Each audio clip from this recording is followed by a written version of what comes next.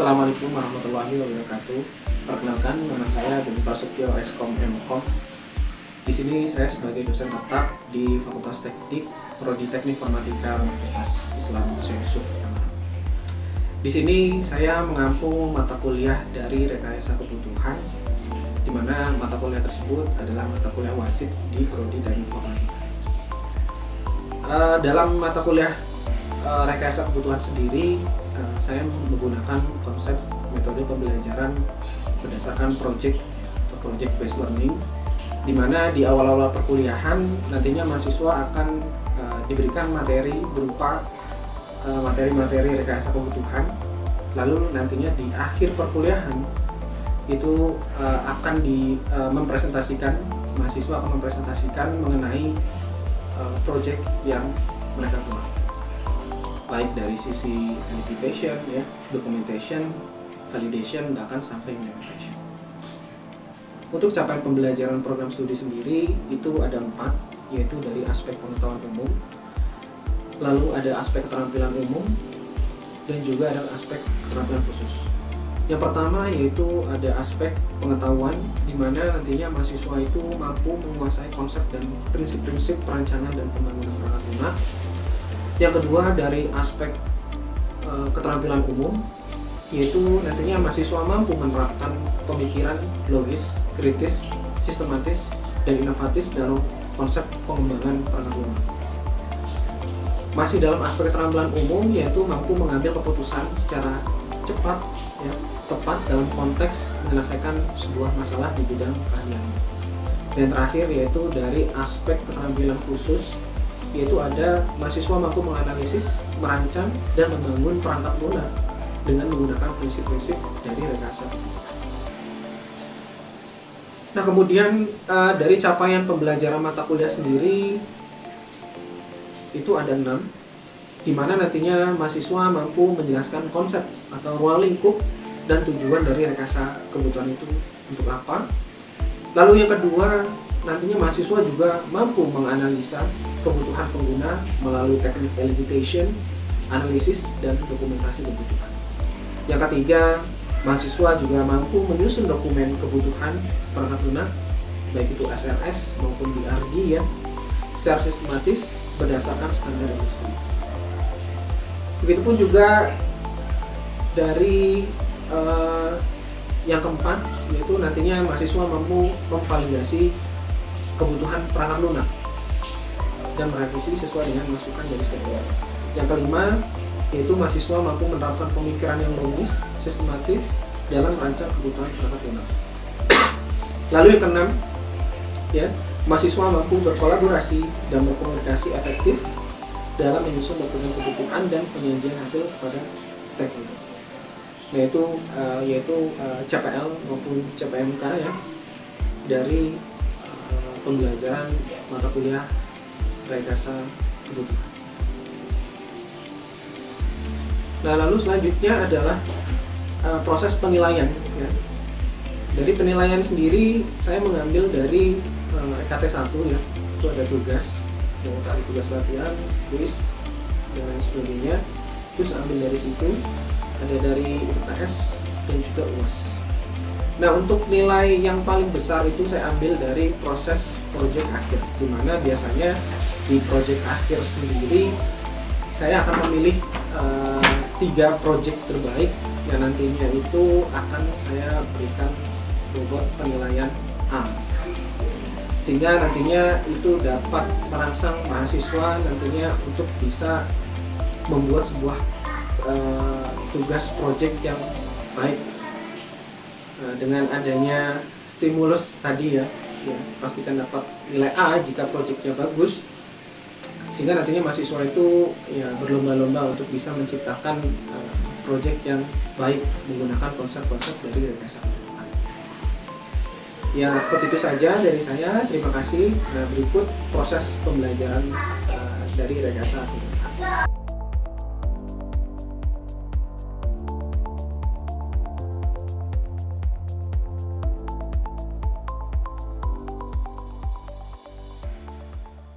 Mulai ya? Oke, sebelumnya Assalamualaikum warahmatullahi wabarakatuh. Waalaikumsalam warahmatullahi wabarakatuh.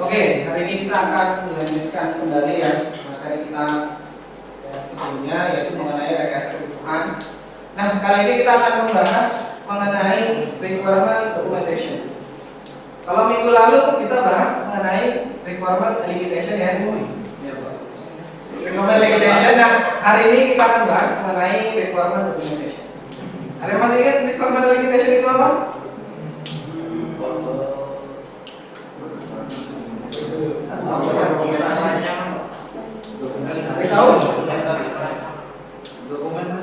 Ya, jadi requirement elicitation itu adalah tahapan pertama dalam perancangan sistem. Ya, jadi dia akan mencari sebuah kebutuhan. Ya, jadi kemarin itu kita bahas mengenai requirement elicitation ya, yaitu adalah gimana caranya kita bisa mencari sebuah kebutuhan. Misalnya kita ada sebuah project di mana proyek tersebut kita harus mencari tahu bagaimana caranya kita tahu nih kebutuhan dari sebuah stakeholder itu seperti apa.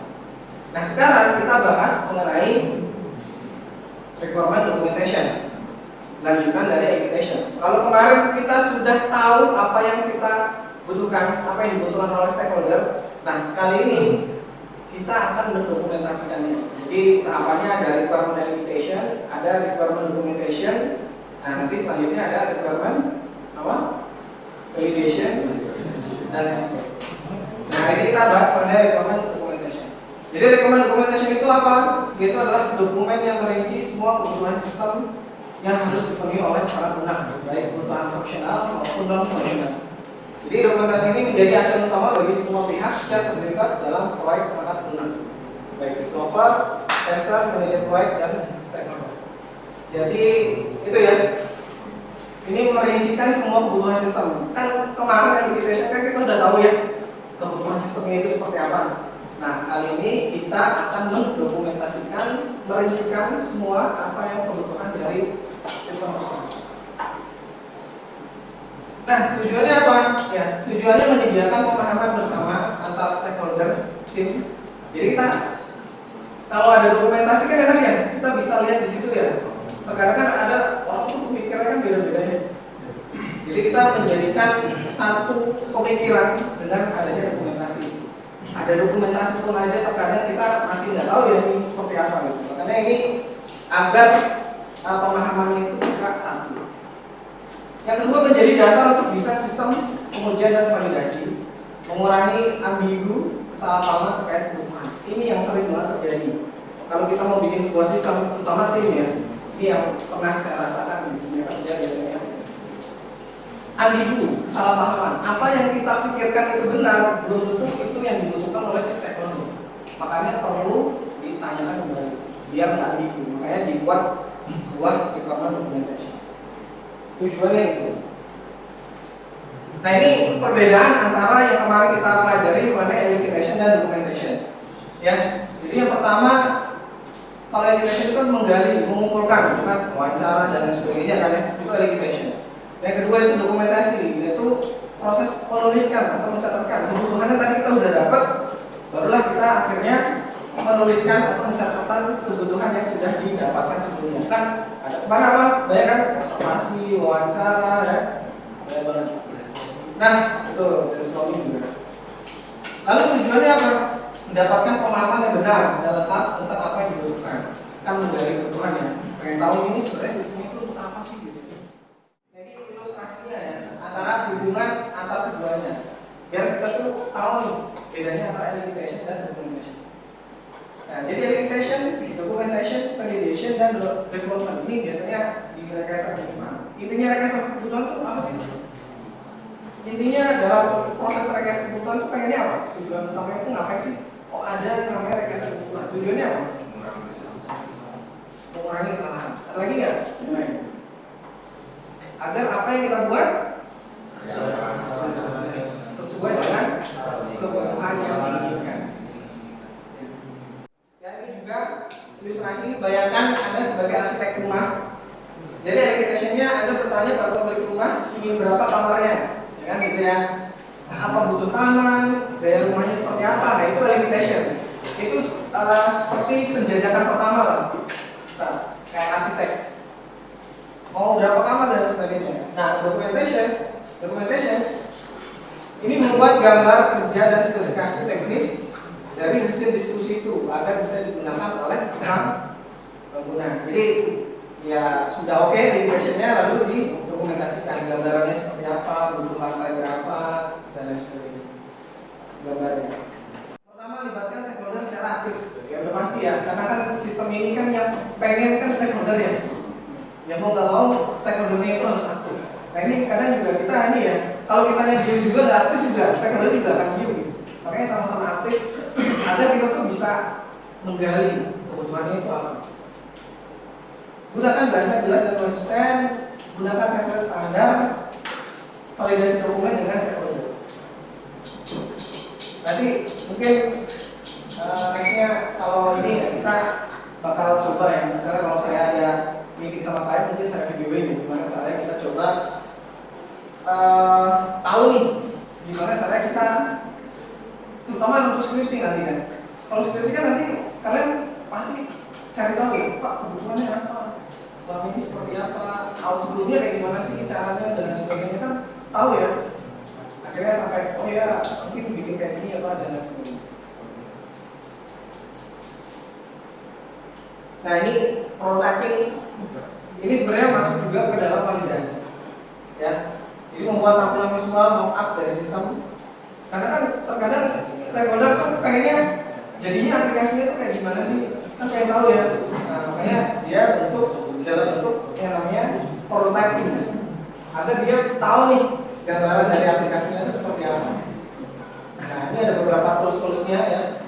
Figma, Adobe, kelebihannya membantu mengidentifikasi kebutuhan ya.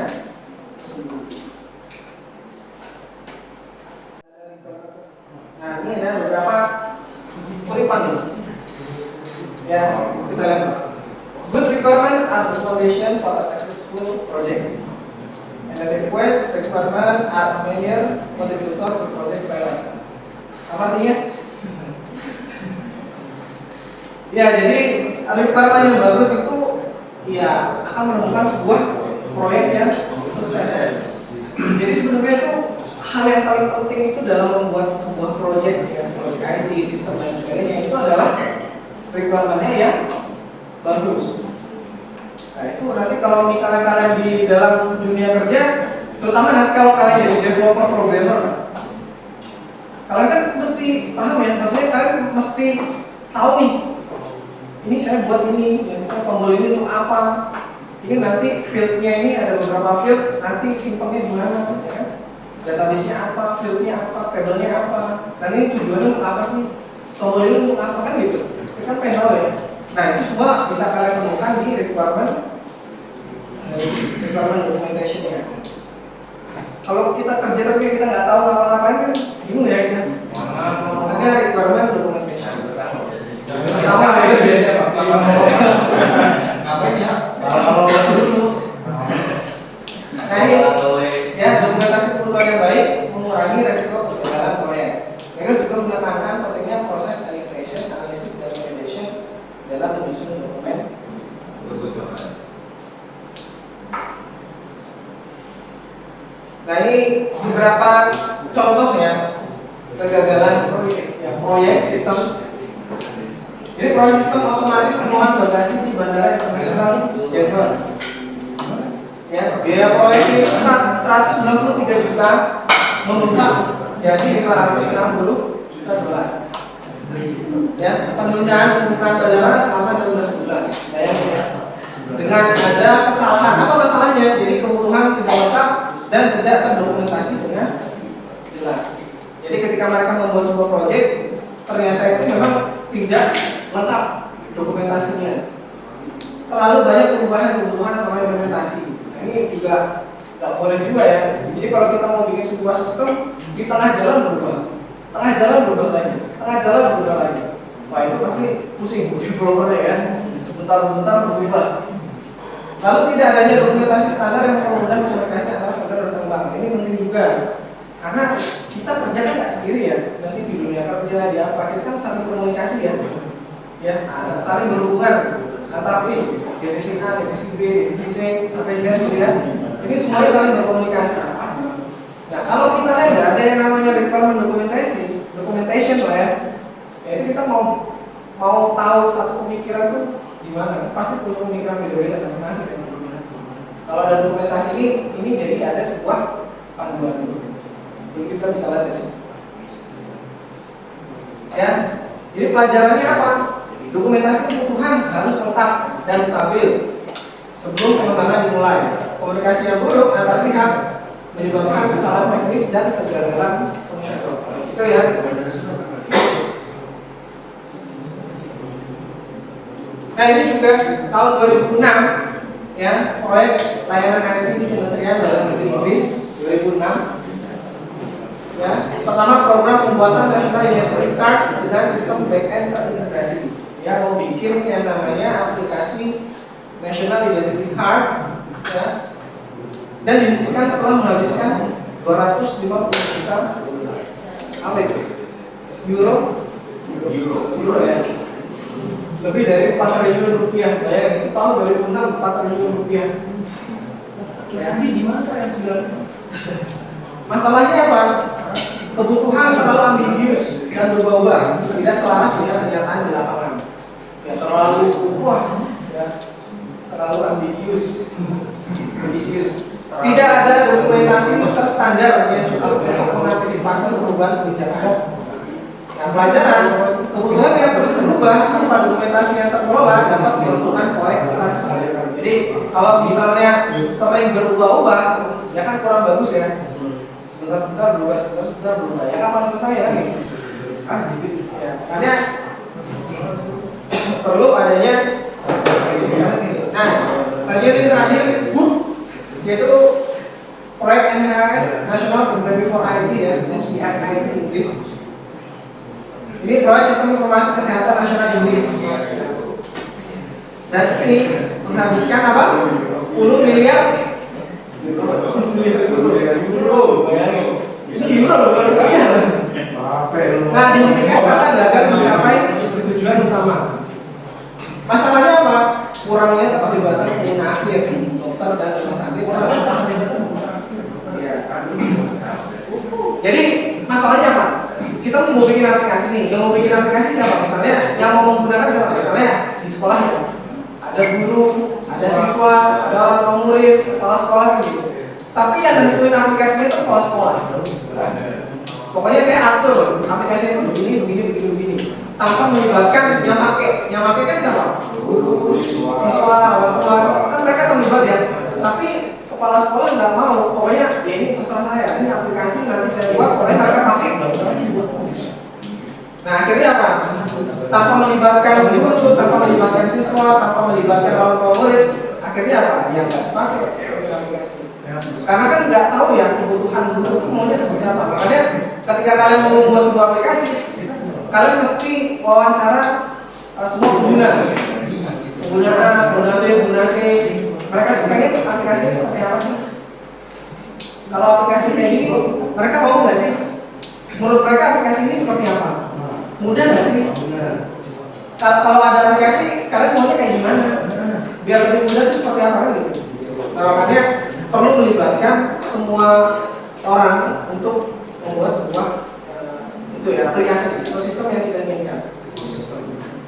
Lalu pelajarannya tanpa melibatkan pengguna ya dalam implementasi kebutuhan, sistem tidak akan sesuai dengan kebutuhan data di lapangan. Jadi seperti itu. Jadi memang kalau kita nggak melibatkan ya orang yang menggunakan itu, ya kita ya itu akhirnya tidak sesuai dengan keinginan. Ya, ada yang mau tanya nggak teman-teman? Silakan. Silakan. Kalau di Indonesia ada apa? Ya Pak. Itu dulu. Ada yang mau nanya. Pak, untuk perencanaan sistem itu baiknya kita surveinya by data apa tuh langsung terjun ke lapangan?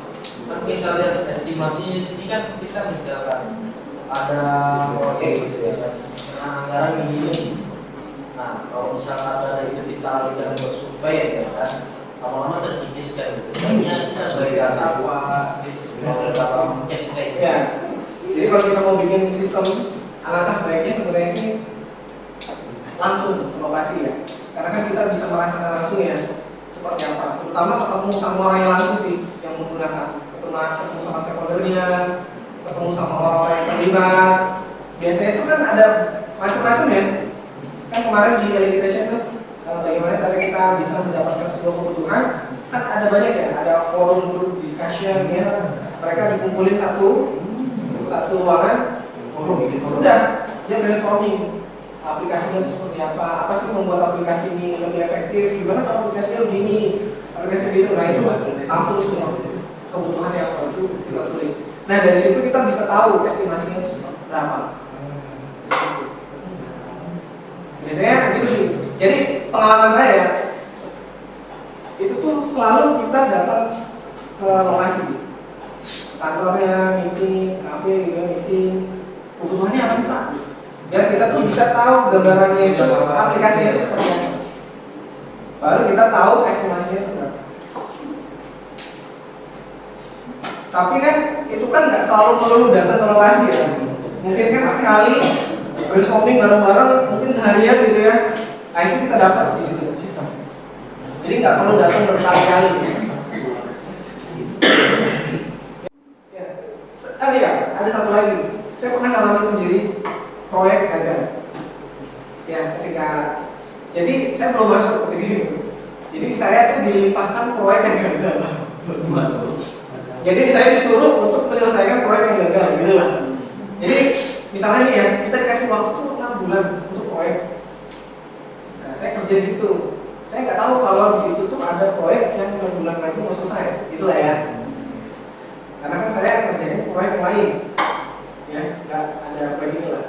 Terus akhirnya hampir mendekati lah 3 bulan atau 2 bulan, kita disuruh datang ke sana lah. Habis itu kita habis lah. Ini ternyata tuh bukan 6 bulan, ternyata udah setahun, hampir 2 tahun. Tahun sampai 1,5 tahun ini nggak jadi-jadi nih aplikasi ini mana tampilannya ini apa? Gimana nih gitu kan? Marah lah, saya keluar marah, ini marah.